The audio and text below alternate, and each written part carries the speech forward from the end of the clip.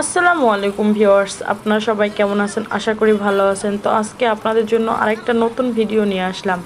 আশা করি সম্পূর্ণ ভিডিওটা দেখবেন। যদি আমাদের ভিডিওগুলো ভালো লাগে অবশ্যই আমাদের পেজে ফলো দিয়ে পাশে থাকবেন।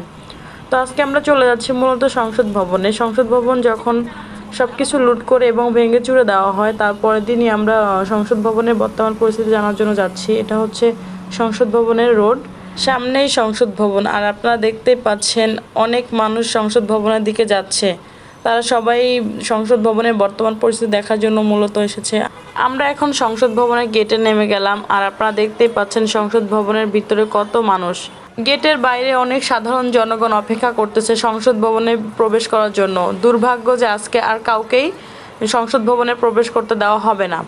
সকালে যারা এসেছে তারাই মূলত সংসদ ভবনের ভিতরে ঢুকতে পেরেছে। ভিতর থেকে সবাইকে বের করে দেওয়া হচ্ছে, আর বাইরে থেকে কাউকে ভিতরে অ্যালাউ করা হচ্ছে না।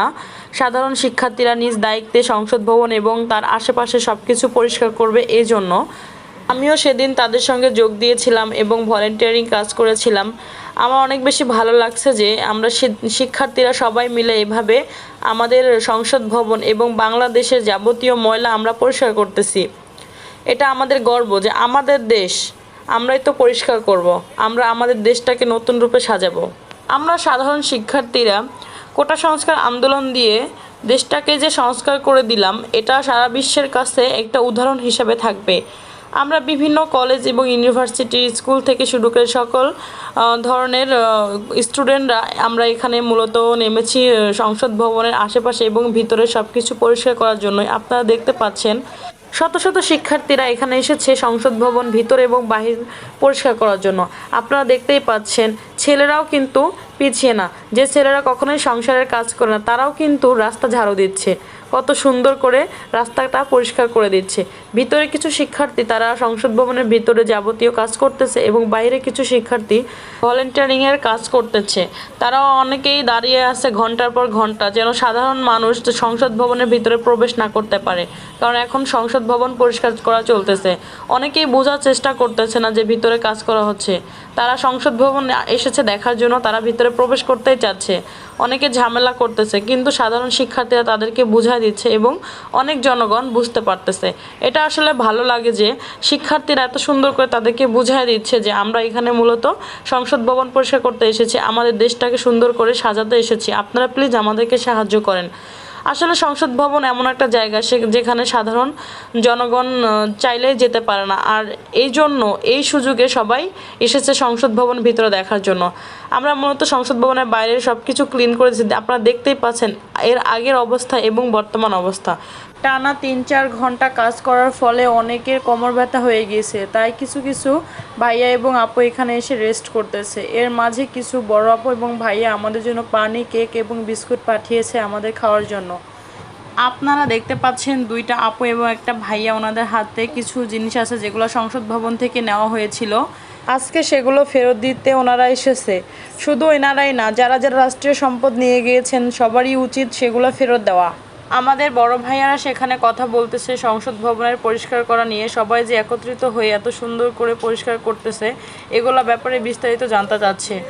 আমরা চাই বাংলাদেশ আবার নতুন রূপে বিশ্বের কাছে পরিচিত পাক বাংলার মানুষ, বাংলার ছাত্র সমাজ। এই পতাকার জন্য কত ভাই বোন প্রাণ দিল, দেশটাকে নতুনভাবে স্বাধীন করলো, স্বৈরাচারী সরকারের হাত থেকে দেশের মানুষ রক্ষা পেল। সেদিন আমার সঙ্গে ঘটে যাওয়া একটা কাহিনী বলি। আমার ব্যাগের মধ্যে আমার আম্মুর এনআইডি কার্ড ছিল, যেটা আমার অজান্তে হারিয়ে যায়। গতকালকে আমাদের এলাকার একটা আঙ্কেল আমাকে ফোন দিয়ে বলল, তোমার আম্মুর এনআইডি কার্ড তো হারিয়ে গেছে, সংসদ ভবনের সামনে পাইছে, এই নাম্বারে কথা বলো, যোগাযোগ করলে উনি এনআইডি কার্ডটা দিয়ে দিবে। ওনার সঙ্গে কথা বলার পর বুঝলাম উনিও সেদিন সংসদ ভবনে ভলেন্টিয়ারিংয়ের কাজের জন্য গিয়েছিল।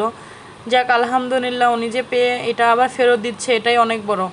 উনি হচ্ছে মূলত পুরান ঢাকায় থাকে, আর আমি ধানমন্ডিতে থাকার জন্য আমি এনআইডি কার্ডটা নিতে পারিনি। ইনশাল্লাহ উনি বলছে ওনার ধানমন্ডিতে অফিস খুললে উনি নিয়ে এসে দিয়ে দিবে। আসলে সবার মন মানসিকতা যদি এরকম হতো তাহলে বাংলাদেশটা আরও বেশি সুন্দর হতো। এই যে আমরা এখানে সবাই এখন দাঁড়িয়ে আছি, সেনাবাহিনীর তরফ থেকে নাকি আমাদেরকে খাবার দেওয়া হচ্ছে। এই জন্য কোনো স্বার্থকে কেন্দ্র করে এখানে যায়নি, গিয়েছিলাম মূলত নিজের ভালো লাগা থেকে। সকল শিক্ষার্থীরা নিজ নিজ দায়িত্বে যে যা পারতেছে দেশের জন্য কিছুটা হলেও ভালো কাজ করতেছে, এই উপলক্ষে যাওয়া। দেখতে পাচ্ছেন সংসদ ভবনটা এত সুন্দর ক্লিন করে দেওয়া। এই তো এখন সেনাবাহিনীরা চলে এসেছে, কারণ সেনাবাহিনীরা এখন সংসদ ভবনের দায়িত্ব নিয়ে নিবে। ছাত্রছাত্রীরা সেই সকাল থেকেই সংসদ ভবনের যাবতীয় কাজ করে যাচ্ছে। এখন সেনাবাহিনীরা আসার পরে তারা যখন এই সংসদ ভবনের দায়িত্ব পালন করবে, তখন বিভিন্ন জায়গা থেকে শিক্ষার্থীরা এসেছে, তারা বাড়িতে চলে যাবে। সে সময়ে কোনো সরকার ছিল না, তাই ছাত্রছাত্রীরা নিজ নিজ জায়গা থেকে সকল ধরনের দায়িত্ব পালন করে যাচ্ছে। আমরা শিক্ষার্থীদের যতটুকু দায়িত্ব এবং কর্তব্য ছিল আমরা তা করেছি। এখন সেনাবাহিনীরাই সকল দায়িত্ব পালন করবে। এখন প্রায় রাত 9টা বেজে গেছে, আমি চলে যাচ্ছি বাসায়। রাস্তায় বের হলেই দেখতে পারবেন ছাত্রছাত্রীরা ট্রাফিক পুলিশের পরিবর্তে কাজ করে যাচ্ছে। এগুলো দেখতেও ভালো লাগে। তো আজকের ভিডিওটা এই পর্যন্ত ভিউয়ার্স, আল্লাহ হাফেজ।